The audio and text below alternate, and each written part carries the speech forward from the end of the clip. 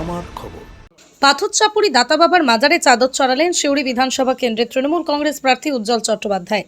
বৃহস্পতিবার রাত 8:30 নাগাদ নির্বাচনী প্রচারের মাঝেই তিনি বীরভূমের এই পবিত্র মাজার শরীফে উপস্থিত হন। সেখানেই তিনি মোট 3টি চাদর চড়ান। নিজের এবং দলের জয়ের প্রার্থনার পাশাপাশি মুখ্যমন্ত্রী মমতা বন্দ্যোপাধ্যায় ও তৃণমূল সর্বভারতীয় সাধারণ সম্পাদক অভিষেক বন্দ্যোপাধ্যায়ের নামেও পৃথকভাবে চাদর উৎসর্গ করেন।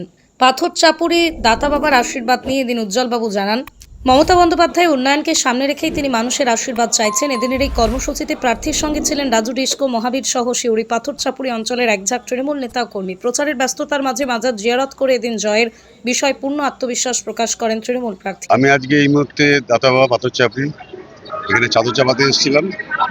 তো চাদর চাপালাম, আমাদের 3টে চাদর চাপালাম।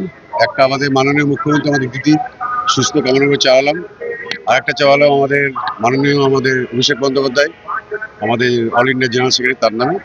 আর আমি নিজের মনস্কামনা দাতার কাছে চাদর চাপালাম।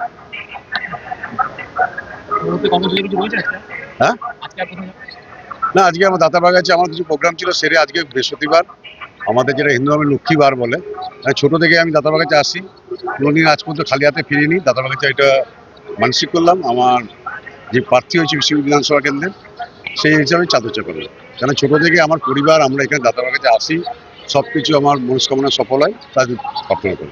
বোলপুরের ভুবনডাঙ্গায় নজরুল পথের পাশে তৈরি হচ্ছে অভিপ্সা অ্যাপার্টমেন্ট।